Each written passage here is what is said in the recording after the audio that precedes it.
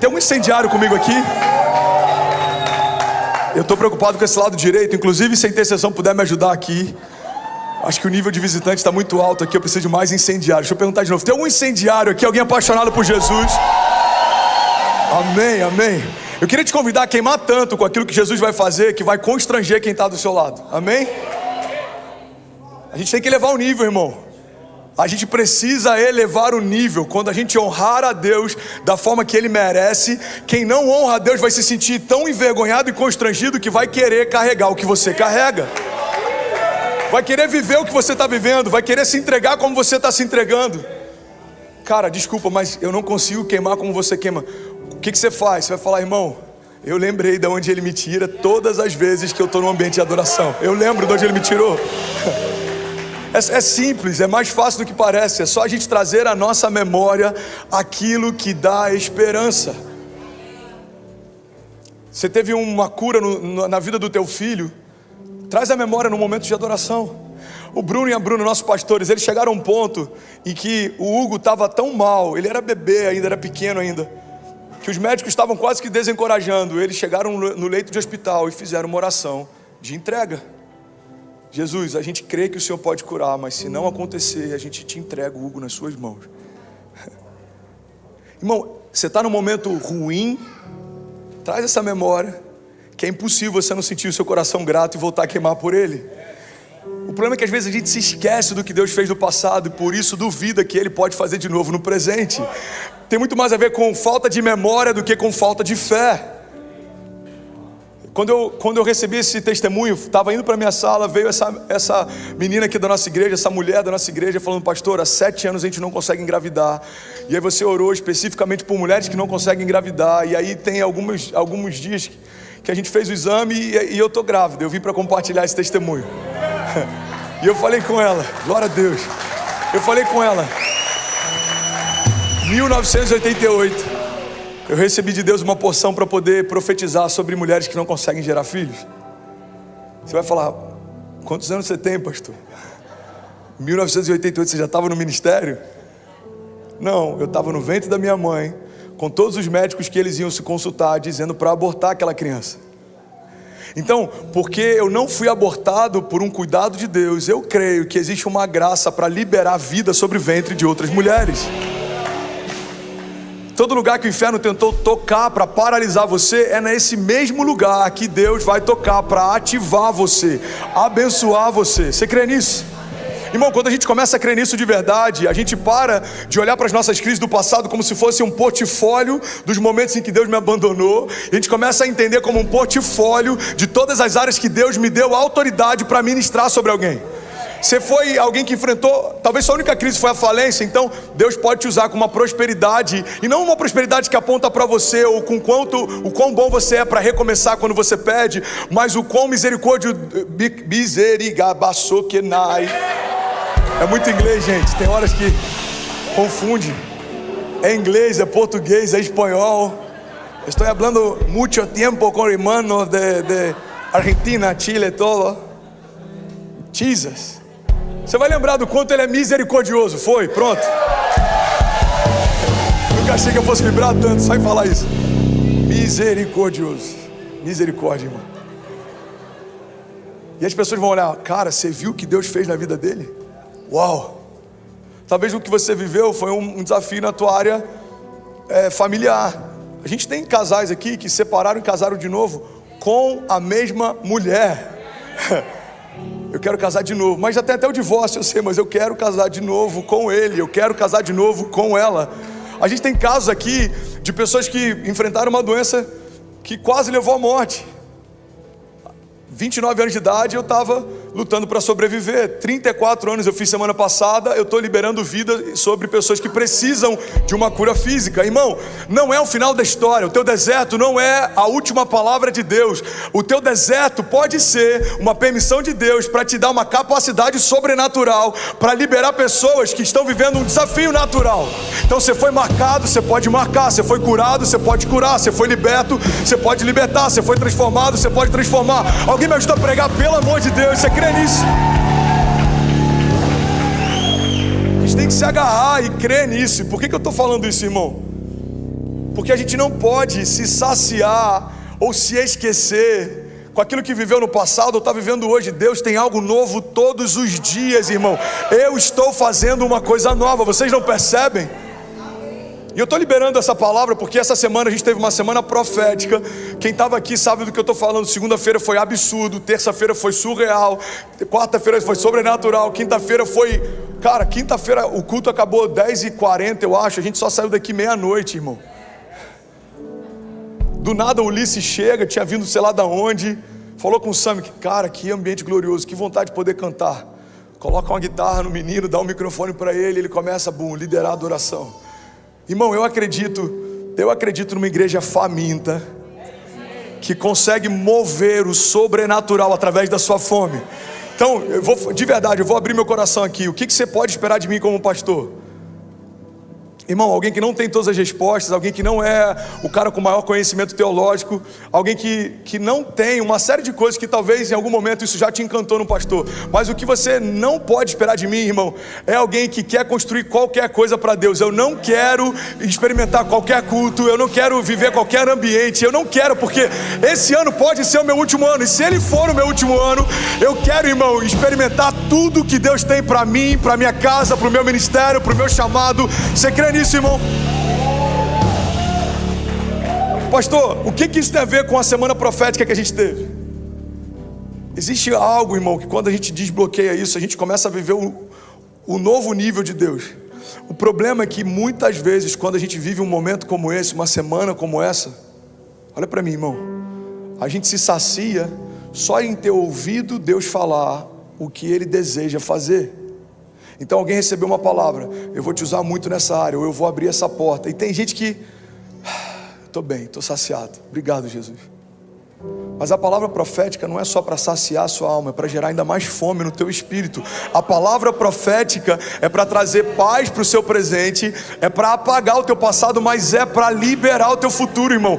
Não é para você queimar menos, porque agora você está em paz. Não é para você buscar menos, porque agora você está bem. Irmão, uma palavra profética sempre é uma antecipação de Deus, apontando para um momento que Ele quer colocar você, mas fala a respeito de algo que você ainda não tem para viver o que Ele quer te dar. Irmão, toda a palavra profética que Deus liberou para os heróis da fé falava a respeito de algo que Ele faria lá no futuro, mas eles precisavam se preparar para quando o futuro se tornar presente, não encontrassem eles ausentes, esperando o próximo futuro chegar.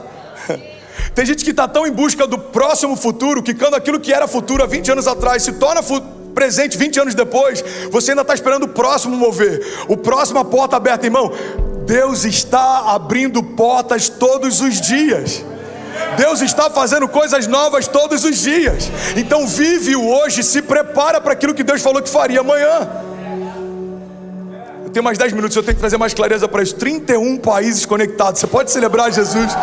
Uau, Jesus. Guarda isso, irmão. A Ceci, eu já falei sobre isso aqui, acho que uma vez na nossa igreja. A Ceci, quando era bem pequenininha, a gente está 3 anos na América, então ela devia ter 5 anos de idade, 4 anos de idade. Tinham lançado um filme, O Poderoso Chefinho. Quantos aqui já viram O Poderoso Chefinho? 4 pessoas. Jesus, estou preocupado. É por isso que os cinemas estão fechando. O Poderoso Chefinho estava disponível na Apple TV, e aí eu deixava a Ceci brincando na Apple TV, porque é muito intuitivo os controles e o menu e tal, tudo bem grande. E aí ela achou o Poderoso Chefinho, ela apertou em trailer e ela ficava assistindo o trailer.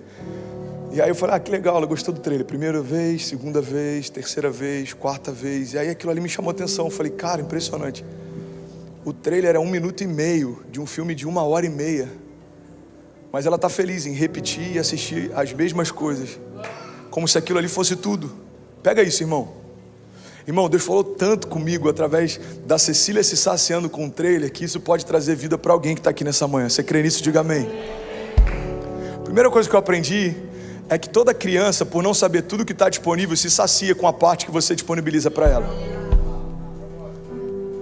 Se eu falasse, filha, esse é o filme, porque eu não queria gastar dinheiro comprando o filme, ela ia acreditar que aquele 1 minuto e meio é o todo. Uma mentalidade infantil não consegue visionar o todo, e então ele se sacia com uma parte. E esse é um problema que muita gente enfrenta quando recebe uma palavra profética. A palavra profética é o apontamento para algo, não é ainda a plenitude do que Deus disse que faria. Você está comigo? Deus disse que eu vou ser o próximo Billy Graham. Amém? E aí, o que você está fazendo? Eu estou esperando se cumprir. Não vai se cumprir. Por mais que Ele desejasse fazer, se você não estiver onde Ele desejava que você estivesse, fazendo o que Ele desejava que você fizesse, buscando o quanto Ele desejava que você buscasse, não vai acontecer o que Ele desejava fazer. Por quê? Porque Deus não quebra princípios. Ele aponta uma visão de futuro para meninos, mas Ele só entrega a plenitude desse cumprimento dessa palavra quando se tornam homens. Davi era menino quando foi ungido, mas era homem quando assumiu o reinado.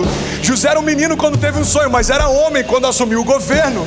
Deus não tem problema de apontar pra gente visões proféticas ou palavras sobre o nosso futuro enquanto ainda somos meninos, mas nada disso vai se cumprir enquanto nós não tivermos maturidade para receber. Você crê nisso? Diga amém. Sinceramente, irmão, hoje a igreja está cheia, está linda, não está como poderia estar, porque choveu e para alguns a chuva já é um empecilho de vir para a comunhão, mas, fechando esse desabafo pastoral, mas, depois de uma semana como a que a gente viveu, era para a gente ter pessoas no palco sentando para ouvir, porque eu ouvi tanto de Deus na última semana, eu preciso me preparar para viver o que Deus tem para mim. Você está comigo? Mas por que isso não acontece? Porque a gente se sacia muito fácil. Se você se saciar com a promessa que aponta para o futuro, você não vai viver esse futuro. A promessa já te saciou. Você vai ficar como uma criança assistindo o trailer de tempos em tempos, e quando você estiver mal, Deus vai usar um outro profeta, ou alguém, ou a comunidade, ou a palavra, ou uma música, uma canção, e você vai se lembrar do que Deus falou. Você vai falar: uau, Deus disse comigo já 3 vezes sobre isso. Quantos aqui já ouviram uma palavra de Deus? Levanta a mão. Algo que Ele falou sobre o seu futuro, o seu chamado, sua família. Levanta a mão mais alto. Ok. Quantos já ouviram 2 vezes a mesma palavra? Uau, glória a Deus. Quantos já ouviram 3 vezes a mesma palavra? 4, alguém já ouviu 4 vezes a mesma palavra? Ok.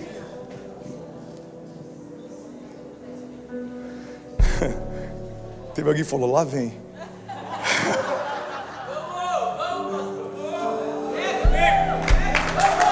Amém, obrigado, thank you so much. Love you guys, love you, Rocket and Hype. Quando eu ouço uma vez uma palavra, significa Deus quer falar comigo. Quando eu ouço 2 vezes a mesma palavra, significa Deus confirmou o que já falou comigo. 2 na Bíblia sempre fala a respeito de confirmação. Quando eu ouço 3 vezes a mesma palavra, significa Deus deve estar achando que eu esqueci o que Ele já falou comigo.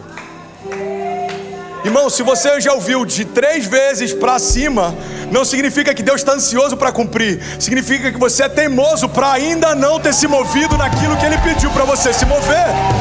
Uau, eu já ouvi 4 vezes Deus falando a mesma coisa. Isso não é algo necessariamente bom.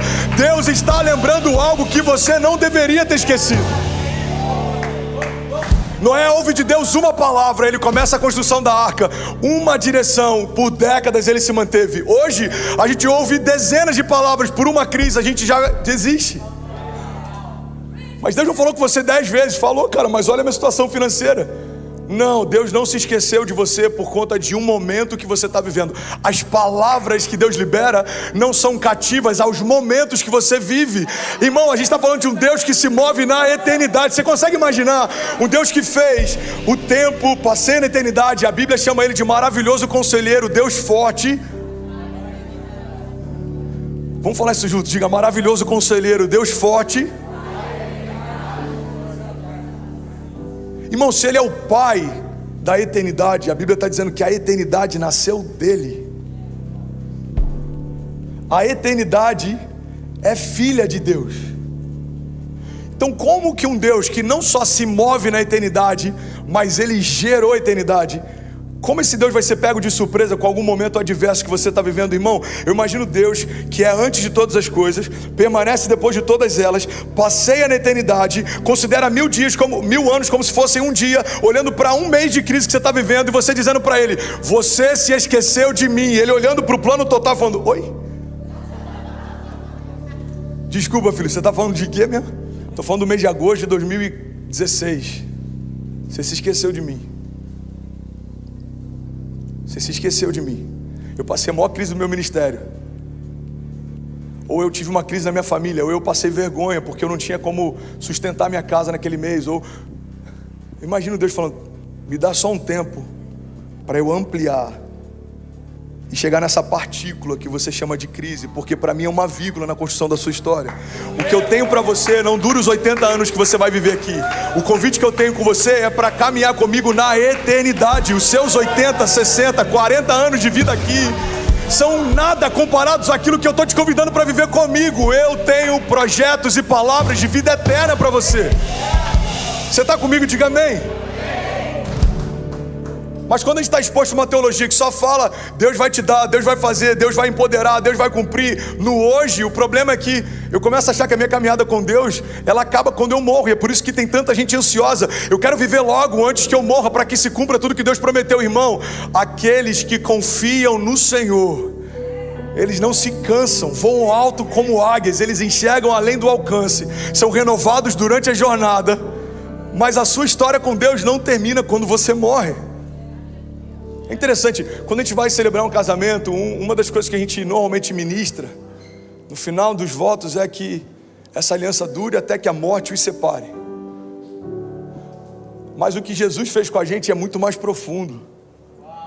Os votos de casamento que Jesus fez com a noiva, de braços abertos naquela cruz, em outras palavras ele estava dizendo, eu prometo que eu vou redimir vocês, que eu vou abençoar vocês, que eu vou trazer vocês de volta para a presença do meu Pai, que eu vou tirar a sentença, o jugo, o juízo, e vou dar para vocês filiação, sobrenome, paternidade, e eu prometo que eu vou ser um com você até que a morte nos aproxime.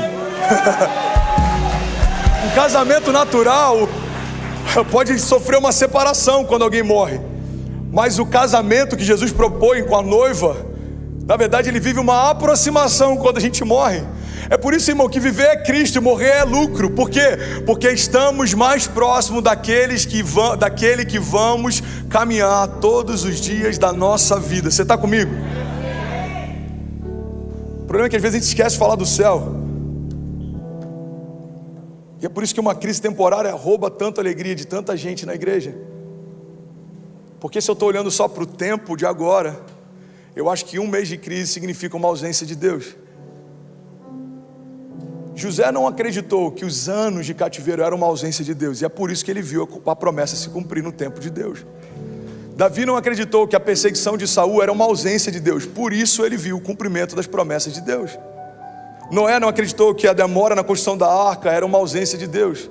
Você pode pegar qualquer herói da fé, qualquer homem que te inspira na Bíblia, irmão, todos eles precisaram entender que a crise que eu vivo hoje não significa que Deus não esteja comigo.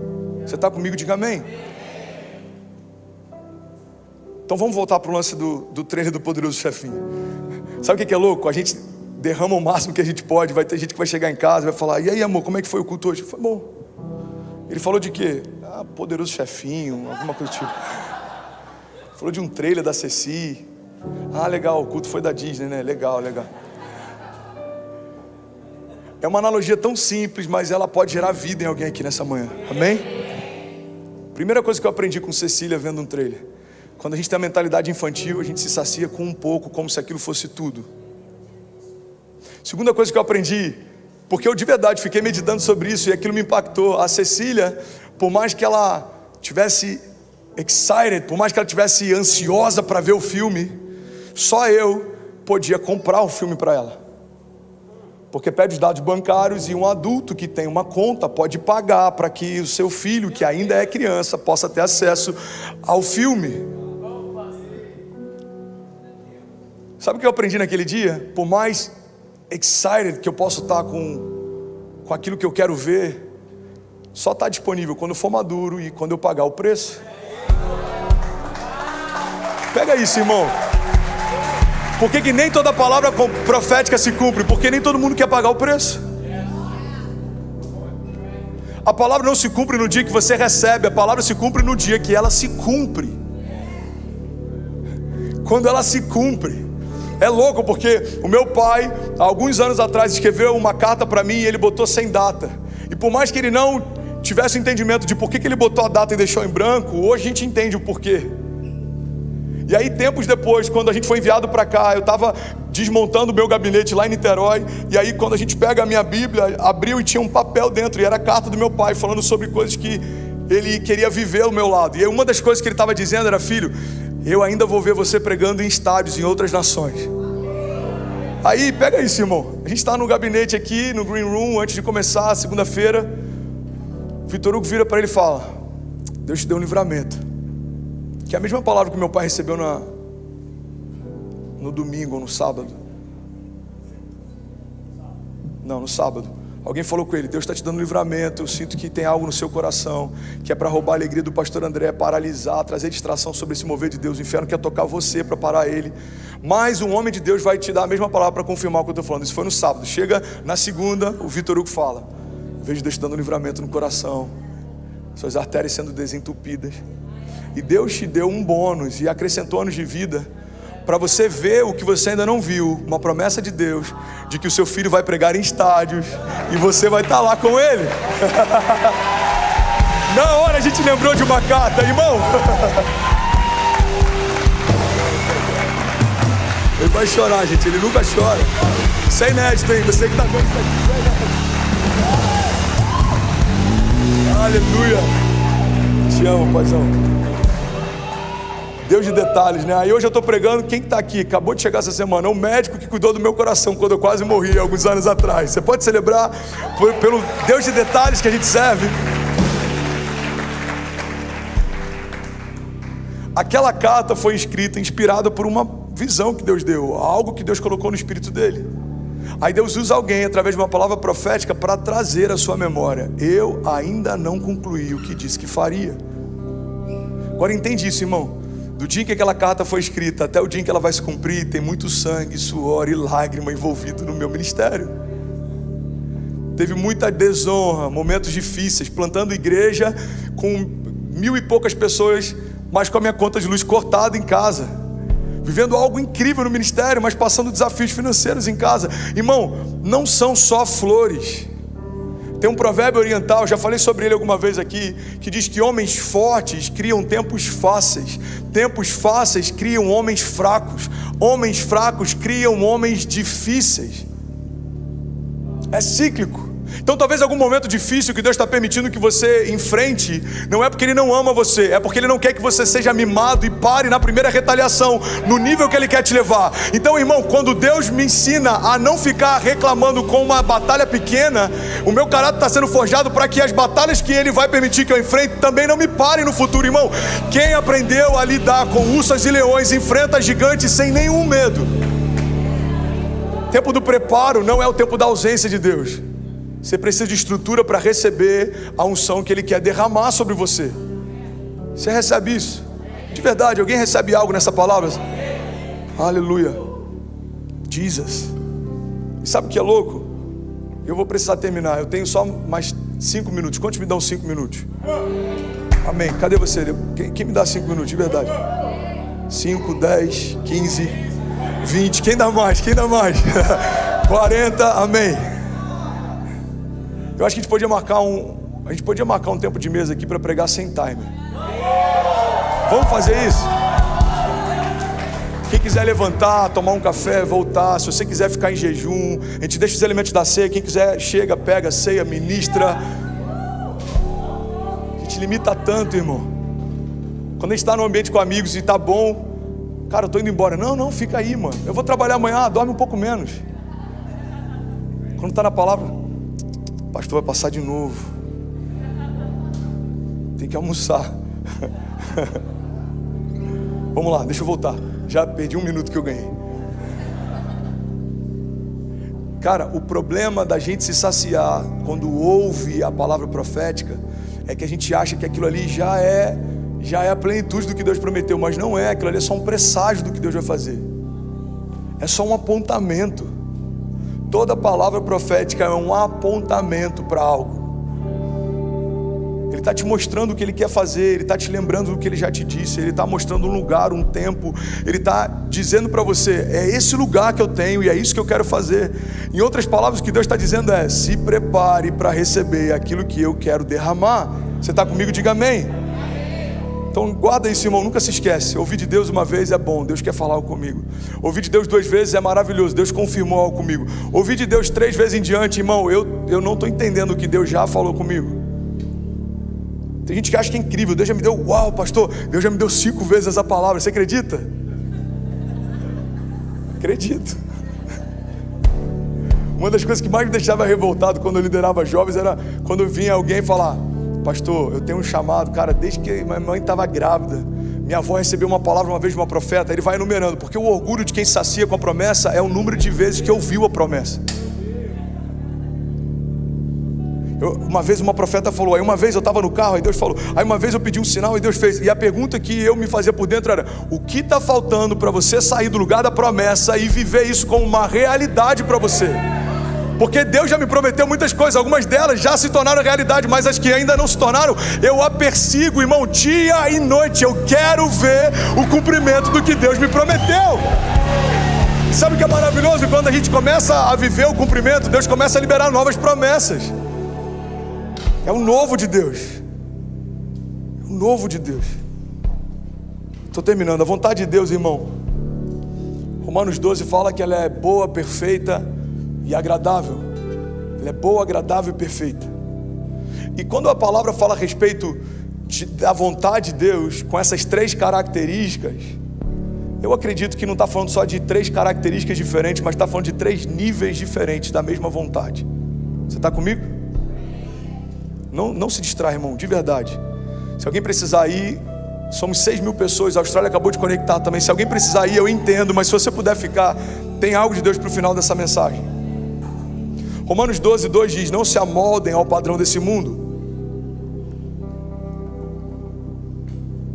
mas transformem-se pela renovação da sua mente, para que sejam capazes. Aqui, irmão, está muito claro que existe uma condicional.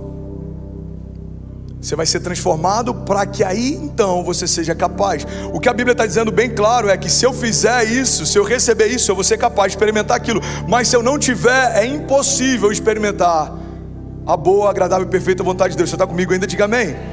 Então a palavra está dizendo: olha, não se amoldem ao padrão desse mundo, mas transformem-se pela renovação da sua mente, para que sejam capazes de experimentar e comprovar a boa, agradável e perfeita vontade de Deus. Aí eu estava conversando com o Conrado essa semana. Ele estava lá em casa, cara, essa semana eu fui dormir todos os dias 5h30, 6 da manhã, porque um dia era o Conrado, 3 dias a Paulinha lá em casa, o Lê Barreto e a Érica ficaram 3 dias também. Irmão, eu não vou perder uma oportunidade de ouvir algo de alguém que carrega algo de Deus que pode mudar a minha história. Quando eu falo para a gente ter fome como igreja, eu tenho fome como filho, como ovelha. Então, eu estou com o Leandro Barreto na minha casa, irmão, o que você quer comer? Você quer o quê? Você quer esfirra? Você quer pizza? O que você quer beber? Senta aqui. Não quero sair da mesa, porque a mesa, irmão, ela gera uma aceleração. Quando você ouve alguém que ouviu algo de Deus que você ainda não ouviu, isso acelera a tua jornada. Você está comigo? Amém? Eu estava falando com o Conrado, eu falei: Conrado, cara, eu estou vivendo algo que eu estou até precisando discernir, porque eu não quero que seja uma empolgação. Mas, cara, eu estou com um desejo, cara, de fazer tão diferente do que o circuito gospel normalmente faz. Eu falei: eu estou com uma vontade, cara, eu quero terminar a minha jornada, e eu quero que o que eu vou ter de maior legado não é o que eu construí para mim, porque isso eu creio que Deus vai mover de forma sobrenatural, mas aquilo que eu pude construir com Deus, cara, eu vou ficar, mas eu quero deixar algum orfanato que pela misericórdia o meu ministério pode ajudar a construir. Eu quero deixar alguns poços que vai ter gente bebendo água mesmo depois que eu morrer e não tiver mais sede. Eu quero fazer algo natural que aponte para algo sobrenatural. Não pode terminar em mim, cara. Aí eu falei: a tour agora virou cruzada, acabei de abrir mão de R$500 mil, alguém ofertou 50 mil, eu ofertei de novo, porque Deus me deu uma palavra, e eu estou compartilhando isso para inspirar você, ok? Porque a Bíblia diz que quando a gente fica compartilhando aquilo que está fazendo para Deus, não recebe uma recompensa sobrenatural, porque os homens já te aplaudiram e você já recebeu uma recompensa natural. Mas eu estou pregando debaixo de um temor para inspirar você, porque você que está aqui, está visitando, talvez seja o seu primeiro culto, mas você que faz parte dessa igreja, você precisa ouvir o coração do seu pastor e o que Deus está falando com ele, amém? Eu falei: Conrado, eu quero fazer diferente, mano. Eu quero ver, cara, o que a gente ouviu a respeito de 40 anos atrás, 50 anos atrás, 30 anos atrás. Cara, eu tô sonhando com a cruzada, tô sonhando com cidade que a gente vai, que tem 10 mil habitantes, a gente vai armar uma tenda e vai ter um mover sobrenatural. Eu tô sonhando em ver paralíticos andando, cara, eu tô sonhando com isso. Vão ter pessoas que vão chegar e vão falar: pastor, eu quero abençoar de alguma forma o teu ministério, o que eu faço? Cara, compra essa fazenda pra gente fazer retiro, compra essa tenda pra gente plantar uma igreja. Cara, mova aquilo que Deus te deu. Não é para você, é para você provocar milagres, é para você provocar algo sobrenatural. Você está comigo? Diga amém. Eu falei, mas eu fico até com medo de eu não estar sendo exagerado também, porque eu não tenho uma casa própria, tudo que eu tenho é uma reserva de emergência da minha família, mas eu estou queimando tanto para fazer algo para ele. E aí, enquanto eu falava com o Conrado, cara, isso é muito poderoso, enquanto eu falava com o Conrado, Deus falou comigo. Deus falou: filho, a diferença do Brasil para o lugar que eu te coloquei é que quando colonizaram o Brasil, foram para lá só para roubar as riquezas que o Brasil tinha. Cara, isso é muito forte. Mas no lugar que você está, quando foram para aí, foram para construir uma história nesse lugar. Aí Deus falou: filho, se você não usurpar o Brasil, eu vou te abençoar através das nações. Você não vai para o Brasil para ganhar o dinheiro das agendas ou para fazer riquezas. Você vai para o Brasil para derramar as riquezas que eu vou te dar de outras formas e de outros lugares. Então entende isso, irmão. Entende isso. Aí eu falei com o Conrado, falei: cara, Deus está falando algo tão poderoso comigo, mano. Eu não vou tirar do Brasil, eu vou lá só para derramar. Deus vai me dar de outros lugares. Aí o Conrado liberou uma chave que eu quero liberar sobre você. Amém? Quantos percebem Jesus aqui? Ele falou: sabe, André, a vontade de Deus, ela tem 3 níveis. E muitas vezes a gente para no primeiro, porque o primeiro já é lícito e já é bom. Se você vai para o Brasil e faz agenda e recebe oferta, não tem nada de errado. Gente, não tem nada de errado com isso. Se você vai e faz seu evento e você fica com o lucro de um evento, não tem nada de errado com isso. Você vai viver a vontade boa de Deus. Você vai fazer algo lícito, você vai receber sua recompensa, você vai voltar e vai abençoar a sua casa. Isso é bom. Existe um novo nível, um outro nível, que é quando a vontade de Deus se torna agradável. Quando a gente não está vendo só algo bom, mas é algo que é um favor tão incrível, que ele é agradável.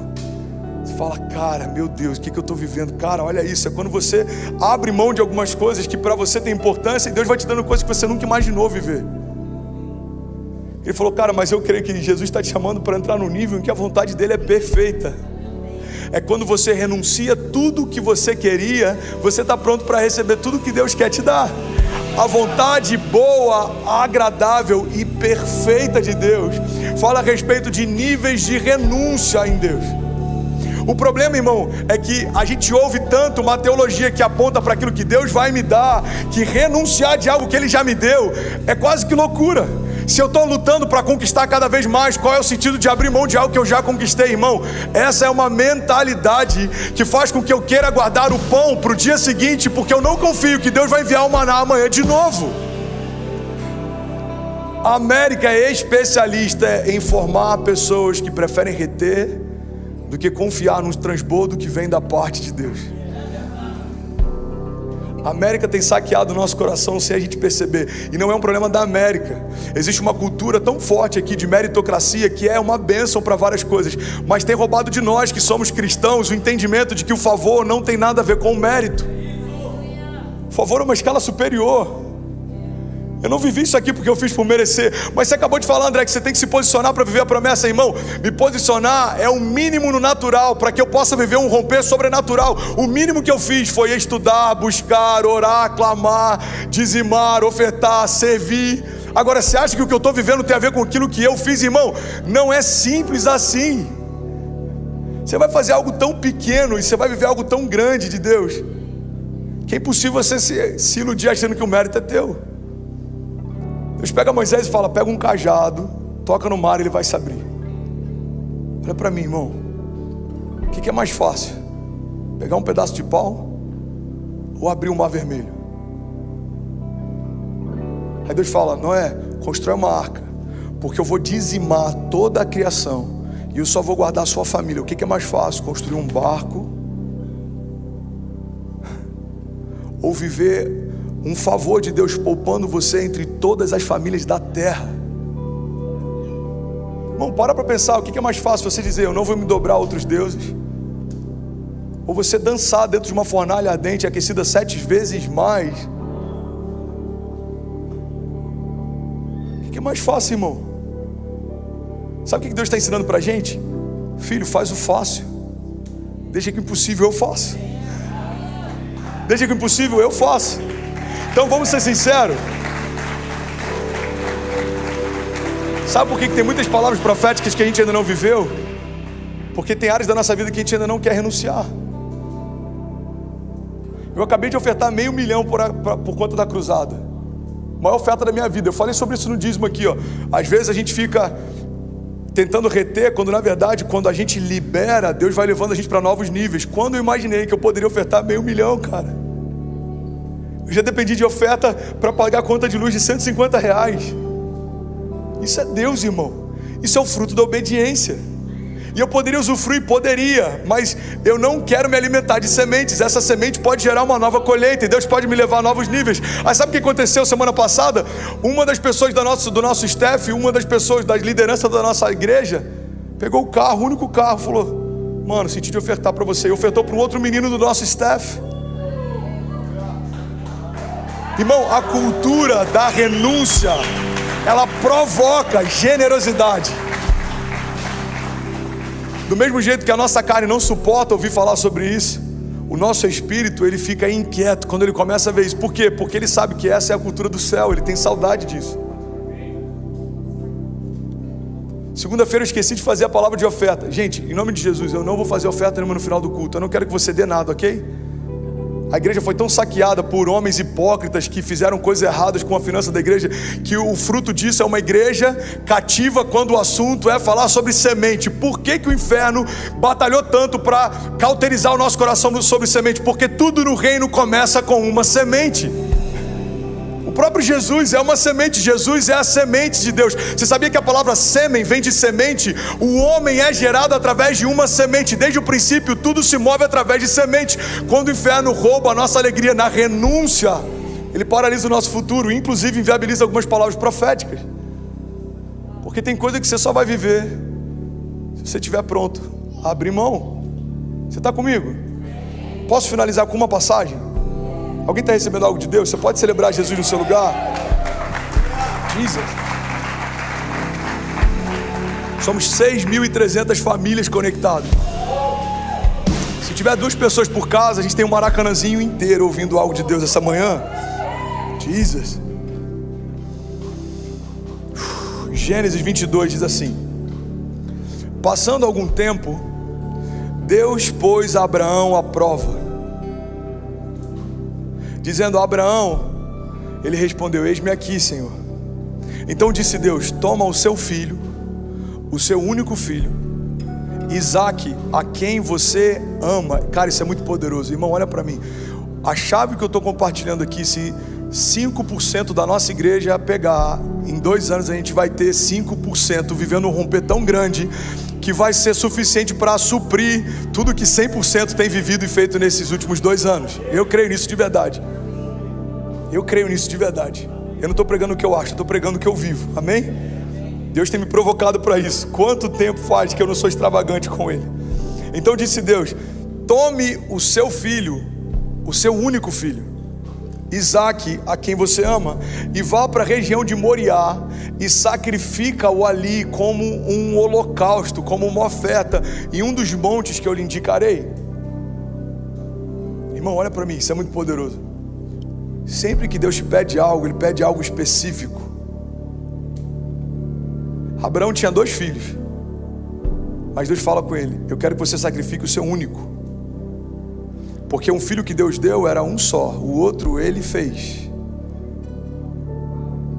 E Ele ainda diz mais, Ele fala: eu quero que você sacrifique o seu único filho, aquele a quem você ama. Irmão, por que Deus é tão específico quando fala com Abraão? Porque se Deus não deixasse claro o que esperava de Abraão, Abraão ia fingir que não entendeu plenamente o que Deus disse, ia correr atrás de Ismael. Ia voltar com Ismael e falar: Senhor, aqui está o meu filho que você pediu como sacrifício. Se Deus dissesse: Abraão, pega o seu filho e sacrifica, ele vai falar: tem o que Deus me deu, tem o que eu amo e tem aquilo que eu gerei, o fruto da precipitação. Ismael, vem cá, papai quer falar com você, vamos subir um monte. Irmão, pega isso. Quantas vezes o Senhor nos pediu para entregar algo que a gente fingiu que não ouviu o que Ele falou? Quantos casamentos frustrados teriam sido evitados se namoros frustrados tivessem sido ofertados? Quantas portas a gente entrou ouvindo de Deus no nosso espírito: não é para você, e a gente fingiu que não ouviu o que Deus falou? Quantas vezes a gente quer entrar num atalho e a gente tenta se convencer, a gente convence pessoas de que aquela direção é de Deus. Cara, quantas vezes eu ouvi pessoas tentando camuflar uma palavra que receberam de forma nítida para tentar me convencer que aquilo que ele está fazendo é de Deus. Tem pessoas que vão no gabinete, eles não querem uma direção pastoral, eles querem uma chancela pastoral. Você já decidiu o que quer fazer, você só quer que eu concorde com isso, porque se der errado, e você sabe no teu espírito que vai dar errado, porque você sabe que não é isso que Deus está te pedindo para fazer, você vai poder dizer: mas o pastor orou comigo e ele concordou, ele entendeu que era de Deus também. Estou pregando sobre isso porque a gente acabou de viver uma semana profética, e depois de todo derramar profético, a gente precisa viver um tempo de posicionamento e renúncia. Irmão, Deus não disse pra gente o que Ele disse, Deus não mostrou pra gente o que Ele mostrou, pra gente vai viver como igreja à toa. Deus tem expectativa naquilo que Ele começou a fazer na Flórida. Eu creio no avivamento de Miami, eu creio no avivamento do sul da Flórida, eu creio no avivamento da comunidade brasileira, eu creio que a gente vai deixar de ser um gueto, que pessoas vêm para usufruir da nossa estrutura e voltam sem derramar nada. Eu creio que nós podemos estabelecer governo nesse lugar. Eu creio que os nossos filhos, a segunda geração da nossa casa, vai carregar a chama do Brasil e vai carregar toda essa autoridade para fluir na América. Eu creio, irmão, que Deus está chamando a gente para um novo tempo. Mas quando um financiamento de uma casa aqui, um bom carro, nos saciar, o novo de Deus não vai acontecer. É você pegar o que você mais deseja e falar: Senhor, isso não me tem, porque você já me comprou, eu sou teu. Sabe o que é louco? Eu vou finalizar aqui, eu juro. Eu não abri o green card durante alguns dias e o Conrado estava lá em casa. Ele falou: macho, e o green card? Eu falei: cara, eu nem abri, só de raiva. Ele falou: por que, macho? Eu falei: tem tanta gente morrendo para ter isso. Tem tanta gente que vendeu e negociou tanta coisa para ter isso. Para mim é um posicionamento profético. Eu estou dizendo: isso pode roubar um monte de gente, a minha casa e o meu coração não. Eu vou falar diante de Deus e com muito temor. A gente está num ambiente profético, amém? Se o Senhor me mostrar um lugar em algum momento da minha jornada, eu abro mão do green card, do que for, para viver o que Ele tem para mim. Eu prefiro caminhar com Deus no Nordeste do Brasil, numa cidade pequena, do que caminhar sem Deus no coração da Flórida, num país próspero. Irmão, prosperidade não é o lugar que você está, é como os céus olham você. É como os céus olham você. A Bíblia diz que quando Jesus está sendo batizado, uma voz do céu diz: esse é o meu filho amado, em quem eu tenho o meu prazer. Jesus não tinha feito nada, irmão, olha para mim. A Bíblia também diz que vai chegar um tempo em que Ele vai receber as pessoas no seu reino e Ele vai falar: cara, eu não conheço você, mas Senhor, eu fiz no seu nome sinais, maravilhas. Cara, eu não conheço você. Você tem noção do peso de alguém que foi gerado por Deus não ser reconhecido por Ele? Quem está recebendo algo de Deus essa manhã? Igreja, de verdade, como pastor, eu queria convidar a gente para ir para um novo nível de renúncia. Eu queria que a gente fosse para um nível em que a gente vai olhar um pouco menos para a gente. Você não vai deixar de olhar para a sua casa, para você, para a sua família, esse é o seu primeiro ministério. Você não vai deixar de olhar para os seus negócios, é o canal de provisão que Deus te deu. Mas eu queria te convidar a olhar para algo maior do que você. Eu queria te convidar a fazer essa oração: Jesus, eu não sei o que eu estou fazendo ainda, que talvez eu já deveria deixar de ter feito, mas me mostra, eu estou disposto. O que não é meu e eu ainda estou retendo? O que eu não estou fazendo e o Senhor espera que eu faça? O que eu preciso fazer para viver um romper sobrenatural?